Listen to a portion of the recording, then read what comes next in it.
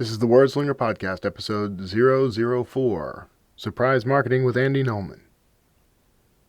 This episode of the Wordslinger Podcast is brought to you by Happy Pants Creative. We connect you to the marketing and creative resources you need to help your business do more business. Get started at happypantscreative.com. It's the Wordslinger Podcast, where story matters. Build your brand, write your book, redefine who you are. It's all about the story here. What's yours? Now, here's the guy who invented Pants Optional, Kevin Tomlinson, the Wordslinger. Wordslinger. I gotta get on inventing something other than pants optional, huh? This is the 4th episode. Hi guys, how you doing? When I started this, I thought, I'll probably end up doing like 3 episodes, and that'll be it. 3 up and I'm out, because I don't really know that many people, right? Actually, turns out I know a lot of people, and one of those people just happens to be Andy Nulman, who is the author of a book called Pal, Right Between the Eyes, and that is. If you haven't read it, you should go out and pick it up. And Andy gets right to that right away, wanting to see lots of people pick that book up and read it. I read it a few years ago now, and I actually read it in both an ebook and an audiobook format. But the gist of that book is it's all about surprise marketing, which is an interesting topic, because and I like the way Andy does it.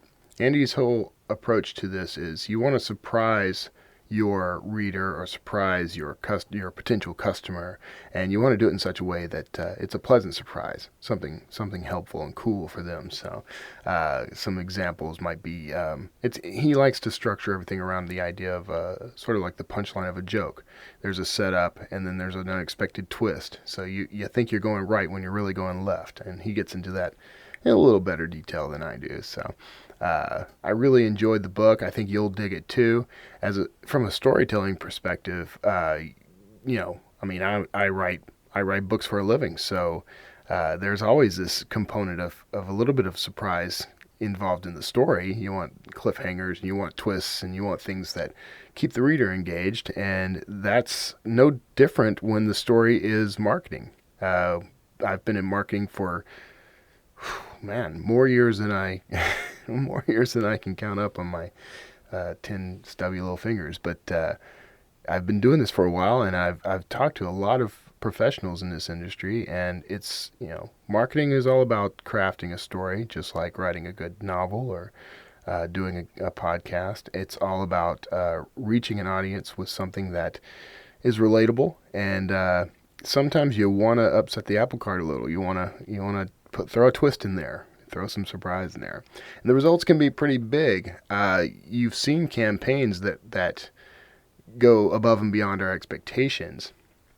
Those are the ones we remember most. Those are those water cooler campaigns. That's the, and of course, right now, every single example just completely eludes me. But I keep thinking of like the Old Spice guy, that was kind of a surprising campaign.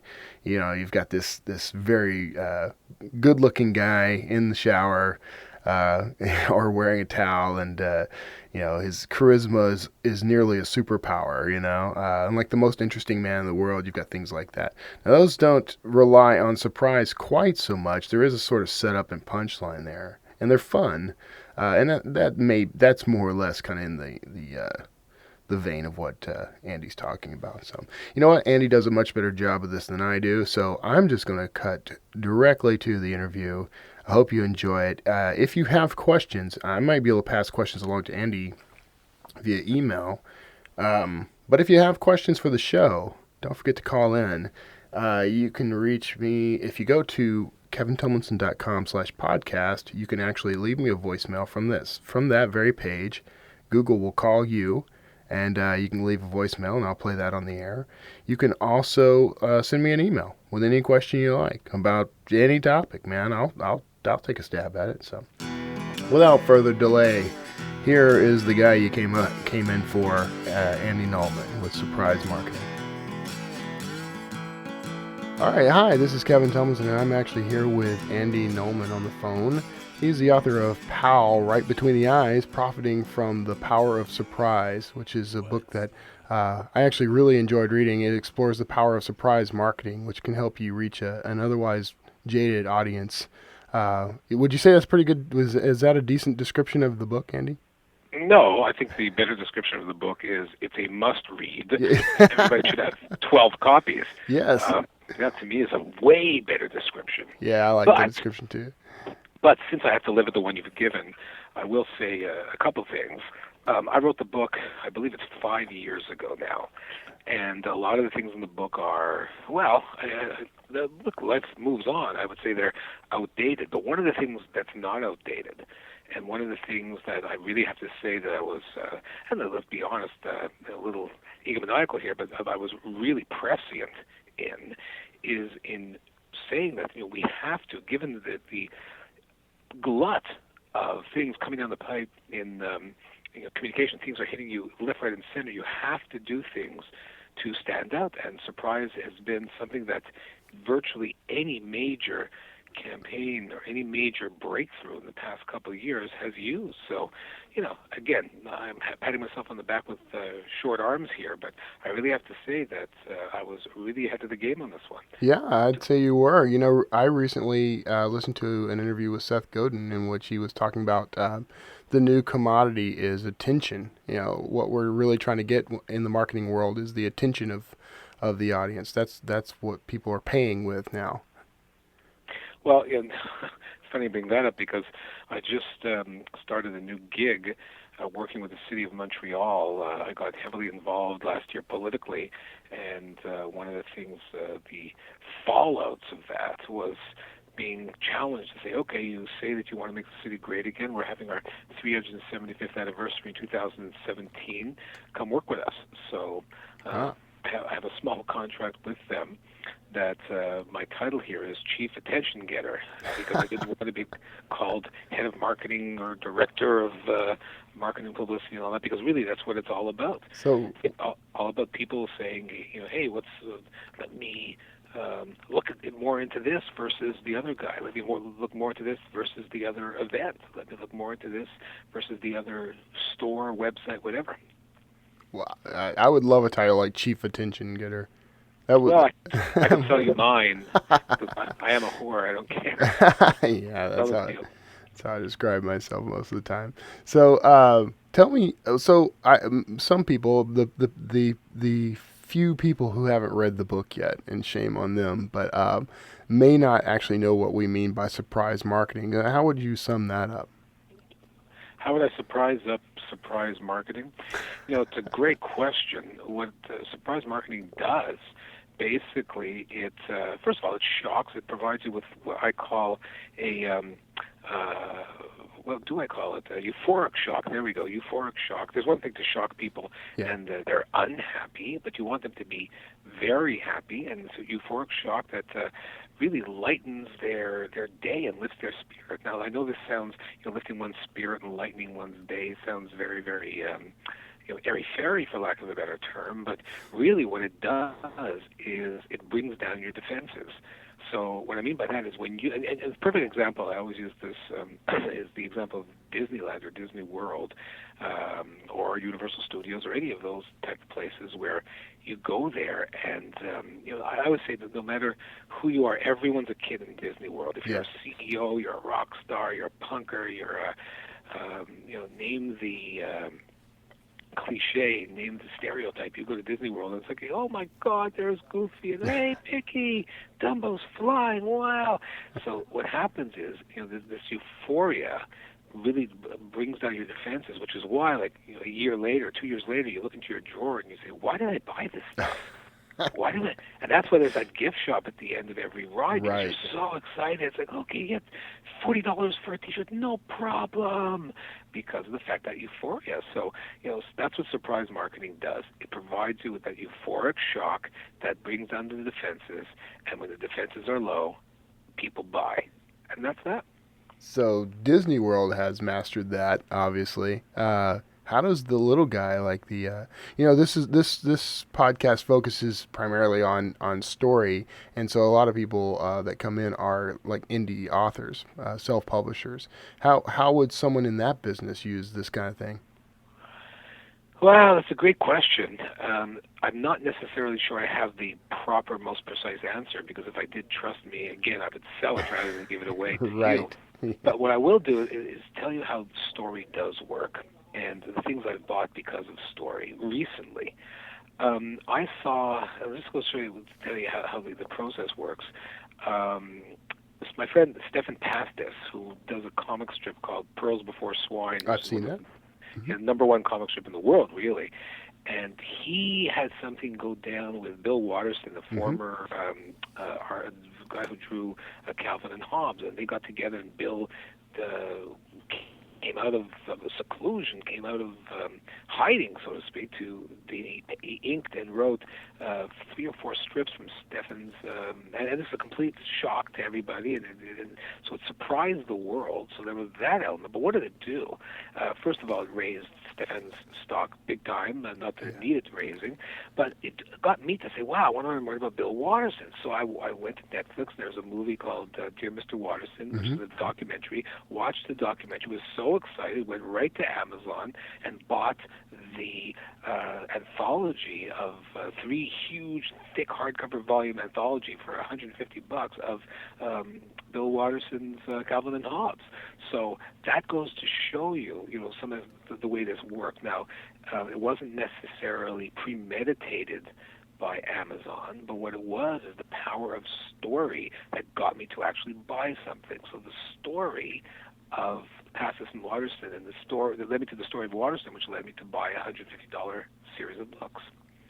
So that's the way it works. And, I'll give you another example. I was reading a book about Leonard Cohen, and they told the story about Leonard Cohen when he played the Isle of Wight Festival, and this is many, many years ago, how every act was bombing, and there was a rowdy crowd, and they were booing people off stage, and Leonard Cohen, of all people, gets on stage in very, very docile, laconic tones, speaks to the audience almost like a hypnotist, and he's the only act that scored, and people were looking at him in awe. So I read this story, and then in some auction site that I was looking at, because I collect art and stuff, and they had a poster of the Isle of Wight, the actual festival, and it's an original poster. So I ended up bidding on it, and it cost me $500. But because of that story, I bought this Isle of Wight poster that I had no intention that I would ever in the world want to buy. So that's how this stuff works. So the story actually adds value for you when it comes to those things. Like it's kind of like you're buying the story, not the item at that point. 100%, and that's why, like, sometimes when I go to a show, I go to a concert. I'm going to one tonight, for that matter. The songs are great, but I know the songs. What I love is when the performer says, here's what the song means. I was thinking this at this time. This is about that. You may think it's about this, but it's actually about that. I wrote this when, and you say, oh, man, and then you listen to the song with a lot different set of ears than you would have just say, okay, there's a hit song I know. And then again, what happens is that because you have that closeness, there's like the euphoric shock again. Wow, I didn't know that about the song. Next thing you know, you're out there buying, $50 T-shirts and $120 hoodies with the band's name on it. Yeah. One of the things I really liked about the concept here was that it was very positive, which, I've worked in marketing for quite a few years, and there is there's a very negative cast to that industry. But you emphasize that these need to be pleasant surprises. These need to be things that cause a euphoria, as you said. What's the secret to doing that without? I mean, so many people get sleazy with marketing. I mean, how do you sort of steer away from that and get into this sort of pleasant surprise marketing? Well, I think what you have to do is be true to yourself and be authentic and legit, and use all those buzzwords and buzz terms that are circulating about right now. Yeah. But really, that is what it's all about. There always will be sleaze in marketing, such as life. But here's the story about marketing. It leads to commerce, and commerce is the wheel of the economy. The economy is what keeps us all alive, and so the root of it all, it's a very positive thing. People say, oh, we've become too commercial, we've become too what's the word when all you want to do is buy stuff. You become too, what's the word? Come on, Kevin, you're the word. Well, you said commercial, but that... No, it's more than commercial. It's materialistic. Materialistic, okay. Yeah, but in the end, I get it, and you can look at all the problems in the world, but in the end, I once learned something actually the thing I learned most at McGill University when I was there for 5 years, and that was nothing happens until something gets sold. That was one of my primary lessons, my first week of university. Nothing happens until something gets sold. So the factories don't move, and the raw materials don't get processed, and they don't get dug from the ground. You have to sell something to get these things moving. So there's nothing wrong with it. Sometimes the techniques and the tactics may be wrong. I get that. But in the end, it's, no matter what, you have to buy something. Even if you have to, you have to buy education. You have to buy the right to pay a teacher to teach you something. You have to buy a doctor because you have to buy the right for the doctor's education and expertise and time to help cure you. There's nothing wrong with it, except as I said before, some tactics and or strategies that some people may have. But there's nothing wrong with this. So I guess the best way to go about it is just to be real about what you're trying to do. Easier said than done, because sometimes you have quarterly objectives and things you got to do, and you'll say anything to make a sale. I know, to be very frank, I've done that in the past. Yeah, sure. We started our mobile media business. We had to tell people when the screens were black, never mind black and white, they were green with black dots on it. That's what was on a phone. And we would tell people, one day people are going to watch TV on this. And they thought we were crazy. But in the end, we were right, but we didn't know we were right. We had to lie a bit, but that's what we believed. So all marketing, I guess, is a combination of vision and larceny. But if the larceny is positive larceny, like you really do believe it, you just have to convince others. That's what's wrong with that? Yeah, so there's a little bit of you're making the future up as you go along in that. Basically, yeah. That old expression, the best way to predict the future is to create it. So, yeah. But I guess it's funny. The world has changed immensely. I just look what happened with the Apple U2 debacle. Some will say, genius marketing move. It's a fine line. Well, that's it. I spoke to people like people my generation, people who've been around a bit, and said, genius. These guys, suddenly they have 500 million albums out. They don't have to, they've already been paid for them. They don't have to worry about selling them. People, of course, are going to be thrilled. Hey, look, I got something for free from one of the world's biggest bands. And then they're seeding these people so they will go out and buy concert tickets where they really make the money next time they go around. What a beautiful strategic masterstroke. And on the other hand, you see people saying, "Hey, don't invade my personal space. How dare you? I hate you too. Don't tell me what I should listen to." Yeah, but it's free. I don't care if it's free. You have no right to put something into my account if I didn't ask for it. Like, holy jeez. So, what you may think is honest and happy and steadfast and true, some other people may think that is disgusting and how dare you. But that's the nature of the game. Until you try it, you'll never know. Yeah, and I'm sure that Cook didn't intend for that to be an invasion of anyone's space when he did it. But I remember when I discovered it had happened, I felt like my space had been invaded. So I must be in that second crowd. Of course. And you know what? But it's an easy way to do it. Ask your kids, is the way I always say. Ask your kids, hey, if I give you for you two album, what would you do? And to a man, to a woman, to the people I spoke to about that, everybody of 25 and under were just aghast. Mm-hmm. And it would have been any different if it's your favorite band. They said, no, when I ask for it, I'll get it. But don't do it for me. And I said, whoa. Me, it's like, what, something for free? Thank you. So that would be a good example of surprise marketing that backfired and didn't work the way they intended. Exactly, but that's the nature of the beast. Sometimes things don't work, and you'll find out. So is there any recovery from that kind of thing if you make that mistake? there's always recovery. Yeah. So with some of the greatest companies in the world, they've been counted out for dead, including Apple, by the way, and bands that have been counted out for dead, and performers. I mean, I was, but again, I'm not trying to name drop here, just the guy I know, because we grew up together. But Howie Mandel, they counted him out for dead a million times. Yeah. After St. Elsewhere, he's never going to work again. After his movie Bobo the Dog Boy, he's never going to work again. But Howie kept on reinventing himself. Came back as a talk show host, came back as a game show host, came back as a judge. He produces a ton of shows now. So, whenever you're counting somebody out, you know that you are doing so at your own peril, your own risk. Yeah, there's been a lot of comebacks like that, and I remember when Howie Mandel got on to America's Got Talent. There was a weird sort of like, what's he doing there at first, and then now I couldn't imagine that show without him. So yeah, he made quite a comeback. So what? Yeah. So where's this come from for you? I mean, as part of your personal story, I mean, how did you become an authority on surprise marketing? Because I was the only one. It didn't exist before I wrote about it. I learned a lot from the stand-up comedy world, and I learned how there was that rhythm, and I saw people loving to be fooled, and I actually taught a course in humor writing, and I understood the mechanics of a joke. And it's very simple. A joke is basically you're walking down a road.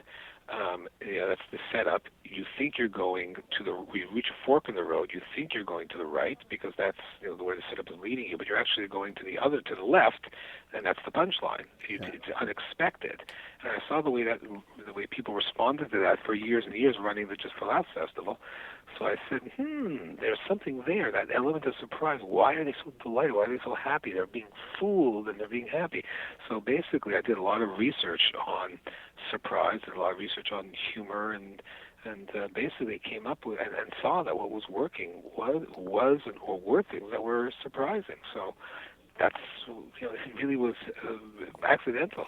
But again, I've seen books that have come out since that have talked about it. I've collected stuff. I said, man, where were you 5 years ago when I could have used your help in making this validating? Add some credibility, yeah. Exactly, but that's life, So timing is everything. So so you essentially took the structure of a joke and turned it into a marketing principle. That's impressive. In essence, yeah. But you know what that's got me up until now? What's that? 7,000 books sold and this interview. So there we go. Wow, I'm at least 2 of those books sold because I bought I bought it on ebook and I bought a audio book. Oh, wonderful! Yeah. Oh my God, who did that audio book? That wasn't me. I don't remember. I need to. Real voice. Yeah, I need to check it out. But it was good. Actually, that's how I ended up finishing. I had started. I love the whisper sync between ebooks and audiobooks. Like I can just pick up where I left off in one or the other. That's fantastic. But that was how I ended up finishing because at the time I was doing a lot of driving. My reading time was cut down, so it was a good experience. I gotta tell you, I wanted Morgan Freeman to do it, but they couldn't afford it. Oh, that would have been fantastic. I'm gonna pay Morgan Freeman to pre-read my eulogy so that I go out with a nice bang. Pow, right between the eyes. Yeah, now that'd be a surprise.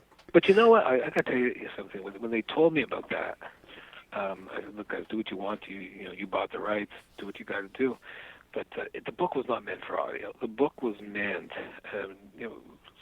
right now, if I had to do it all over again, I'd never do it the way it is because I would do a really fun ebook with a bunch of surprises.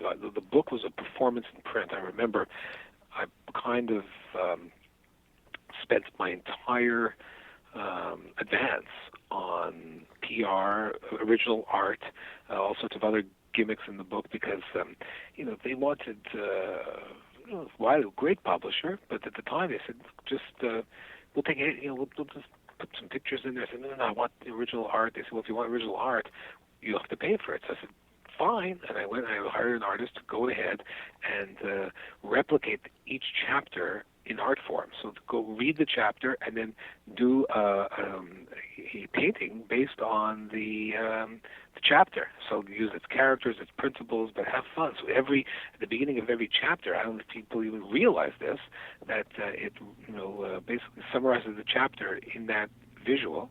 I have Easter eggs in the book. I have secret hidden sites. I have acrostic puzzles, all sorts of stuff. So performance in print is the way I look at that book. And if I had to do it again today, I would probably really want to do it electronically and then make the same way I think a lot of people are. I read Wired and Time Magazine and Fast Company on the iPad and on the Kindle, and the way people go ahead and the experience of those magazines now are way better on the electronic device than they are on paper. Yeah. So that's what I would like to do. I especially like the way Wired does their format. Because they'll embed interactive format, video content, and things like that. So that's pretty interesting. So is that the route you would want to go? Like you'd create, instead of having someone do a painting of the chapter, you'd have them do maybe a bit or a sketch or something? Could be, or I'd go out after some YouTube folk and say, you do something with Matt Santoro. Matt is one of the greats on YouTube right now. He does lists. I'd say, Matt, just do a list of the chapter, 10 things with the chapter. I don't know. I would, but again, a book on surprise would have to be very surprising. So I would probably do it all differently now. It sounds like you should work on a new edition of this thing. I have 5 pillars in life right now, my friend. So I have, just for laughs, I have the Montreal 375th. I have a startup I'm investing in. Yeah. I'm teaching at McGill, and I'm directing a play. So it's going to be hard to add anything else to that right now. You're already spread thin. Spread, but not thin. Spread. So everything is being done properly. No one's suffering, except my family. But what can I say? I wanted to ask you about. I'm sorry, I apologize for my voice. I'm going to name drop now. I was actually hanging out with Brett Michaels last night, and he put on a performance at a private party I was attending, and so my voice is a little edgy right now. It's a cool radio voice. Did you duet with him? I did not. No, that got shut down pretty quick. I got the kibosh on that. I didn't, but I did a lot of shouting. So at least there was drinking involved. So which made me completely lose track of the question I was about to ask you. But just for laughs, I was going to ask you about that because I had read about that on your, I believe on your website, but. I wanted to ask you about that and how that was set up and what the focus was there. Oh my God, way too general a question. It's the biggest comedy event in the world. Yeah. In Montreal, we have other events in Sydney, Australia, and Toronto. That's going on right now as we speak. But it is the biggest comedy event in the world, and every big name has played there. Yeah. And we do it's about a month long. A couple million people come out to it every year, and it's been around for 32 years. So what can I say? Yeah. Biggest event in the world. Yeah. I always, and I never get a chance to attend. Well, we could change that. Yeah, I'm going to work on that. Another reason to come to Montreal. Maybe one day I'll actually be a feature on it somehow. We'll work on that too. That's a big maybe, but that is a big maybe. Yeah, crazy things have happened. Yeah, So you've already kind of covered examples. I mean, I was going to get you to talk about examples, actually from the book, but like you were saying, some of those are a little outdated now. I mean, if you were going to add this as a pillar, I mean, what are there any other examples, current examples you'd want to fold in that are a perfect example of this? There are so many of them because it happens all the time. Yeah. People use this all the time now. Just when you look at some of the YouTube videos that have used shock advertising, as it's been called, there was that film, Carrie 2, Yes. used that scene in that New York coffee shop where a telekinesis woman is supposedly a telekinesis. So yeah, people use this all the time. So that's a great example of surprise marketing, and how it integrates on YouTube. And how basically once you do it, your distribution platform is free. Yeah.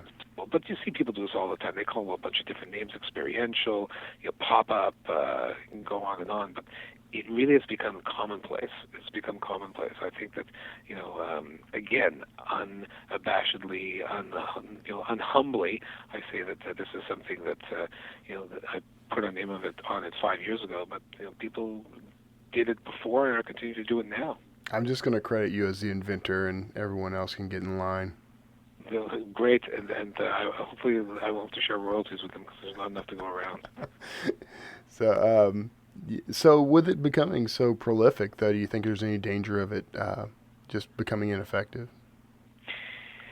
That's the beauty of it, because I haven't read the book in a long time, but there's certain things I remember from it, and this is one of the key points, is that the beauty of surprise marketing is it only works once. Yeah. Like a firecracker. People say all the time, the firecracker, once it's exploded, you can't put it back together and explode it again. An exploded firecracker is dead. You've got to have a new one. It's like when I used to be a magician as a kid. I would remember all the time you would do a trick, and the kids would all say, "Do it again, do it again," Yeah. because they want to try and figure it out. But no, you don't want to do it again, because you may give it away, and it's never as good the second time. It's about being fooled. So, but this happens all the time in the corporate world. You'll do something, say, "Oh my God, that was phenomenal! What response? Let's go ahead and do the exact same thing again next time around." Yeah, but you can't do that, because they will expect that. They know it. It worked the first time because they didn't know it was coming. Now they're waiting for it. Right. So things stand up, but no, people say, "No, come on, you're going to be crazy. It worked before, it'll work again." And when it stiffs, they say, "Wonder why that happened. You didn't do your job right." No, you didn't do your job because you didn't have the guts to say, "Let's do something completely different." Right. Yeah. It's a little, sometimes I have clients ask they ask me to create a viral campaign. So, That's so amazing. I had to give a long speech about that. You create a viral video, my God. It's so fun. And even if you could, I wrote a blog post on this for LinkedIn. Even if you could create a viral video, so what? What happens the next day? A lot of these things go viral, and 3 days later, they're dead. yeah. It's like Ebola. It goes viral, and it kills you. So, why are you worried about that? Stop worrying about making things viral. Start worrying about building a relationship with people, delighting them, keep them coming back. Don't worry about viral. Viral is like those spikes. It goes up high, but it comes. The higher you go, the further down the crash is going to be. Yeah. Viral's become one of those. It's just a buzzword at this point, and I think a lot of businesses, I don't think they fully understand what they're asking for at that point. It's a buzzword for the ignorant, my friend. A buzzword for the ignorant. Yeah. Yes. I won't tell my clients that, though. They can continue giving me their money. So how often? If I'm watching a magician or I'm watching a comedian, I could watch, for most of a night, and be entertained. But when does fatigue set in on this kind of thing? Depends. Depends who you are. Sometimes people just want to go ahead and relive old memories. Some people want to have something brand new every time. It depends who you are. Yeah. So you can't go ahead and really label anybody. So this is exactly how it works. Because some people just want the straight and narrow, just want to hear the same thing over and over again. They'll go see the same comedian, because they'll say, "Wow, I just want," and they're disappointed when they don't do the exact same jokes. Others go there and say, "I don't understand. I heard those jokes last time." Yeah. So it still depends who you are. So it's all about just discovering your audience and what their preferences are at that point, just like any other marketing. Indeed. All right. Well, we're at that 30-minute mark, and I told you I would try to keep this short so I could respect your time. And I'm really honored that you took the time to talk to me. I've admired you for a while now. I follow your blog, and I'm gonna put this in my show notes. But your blog is at Pow Right Between the Eyes dot Oh, it's all. typepad. Oh yeah, just do. Just Google PAL. I was. Do that. It's Yeah. also on LinkedIn. It's also on Huffington Yeah. Post. Once I'm writing, I might as well get it out to as many places as possible. Yeah. Do you do individualized posts when you go from your No, typepad blog to they're all same? the same. Yeah. There's a little bit of debate in my world about whether that's effective, and I kind of err on the side of it's good to have the if you've got that content, why double up or why spin your wheels more and you go ahead and reuse it. But there's an argument in that Google, for example, doesn't particularly like duplicate content. Do you ever? And this is a bonus question. I mean, do you think anything like that affects your business at all? Here's what I would say: let Google write it for me. Then go There you ahead, go. have post it differently. It's one. It's tough. It's really tough. Not just who cares about my stupid blog, but people. You know what it is to create something. You know what it is to go ahead and create something consistently. Yeah. Again, no big deal. But I've been blogging regularly. I mean, regularly meaning I've never missed a week for over 8 years. Never ever missed a week. And sometimes it's more, but usually right now I'm at a once a week process. You know what it is when you're working, when you have other things you have to do to go ahead and write something that is of merit, not just some stream of consciousness crap. You know what it is to create something. It's tough. So people say, well, you shouldn't double up. Okay, so you write it for me. Yeah. Or finance a team to come up with 15 things. I'll be like Guy Kawasaki and have like 400 people work for him. Right. And, tweet out his stuff, and that's cool, good for you. But that's unfortunately not me. So, it's what do you want to be? Do you want to be a craftsman and be proud of your work, or do you want to be a factory? Either one is good. Nothing is wrong with having a factory, but you write it for me, and I'll be very happy to have different stuff in Huffington Post and LinkedIn. But here's my take too. Google aside, and I have a lot of friends at Google, and a lot of friends at YouTube. But all that aside, the people who read me on Huffington Post are not the same as the people who read me on LinkedIn, or not the same as people come right to my direct blog. Mm-hmm. So this way, I've tripled my chance to have the stuff that I actually write and care about be seen and read, versus let's leave it up to the search engine. So you're self-syndicating basically. You're taking that content and syndicating it yourself and putting it on different channels. Basically, and what am I making on it? Virtually nothing, except the enjoyment of doing this. Yeah.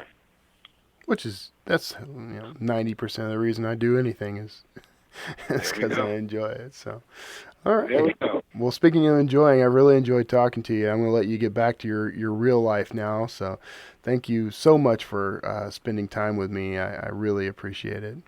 The pleasure's mine, and let's see where this goes. All right, and magic is going to come from being heard on your podcast. Oh, knows. I have a feeling it's going to help me more than it helps you, but we're going to try to change that. And if anybody wants to pick up your book, it's available on Amazon, right? Among other places, and of course the audiobook, which we've already found out that it's a performance in writing rather than an audio experience. Yeah, so. I still recommend the audiobook. I think it was great. I don't remember who read it, but he did an admirable job. And if they want to learn more about you, they can just search for you online. You're pretty easy to find, actually. Yeah, despite my attempts at anonymity, yes. Yes, says the self-professed whore. You're trying to remain anonymous online. only when it benefits me fashion-wise. Right, I hear you. All right. Well, thank you so much, and I will be in touch via email someday, let you know when this is going to be around. But I really appreciate you talking with me. Excellent, my pleasure, and I'll be here. Thanks, Andy. Take care. See you soon. Bye. Bye-bye. Well, that was Andy Nulman, and I really like that guy. So definitely go out and right now, right this second, don't even pause. Just go buy a copy of his book, Pow, Right Between the Eyes, and learn a little more about surprise marketing and how you could use that. If you're an indie author, this is really kind of a big deal. You could actually, there are lots of ways you could utilize this.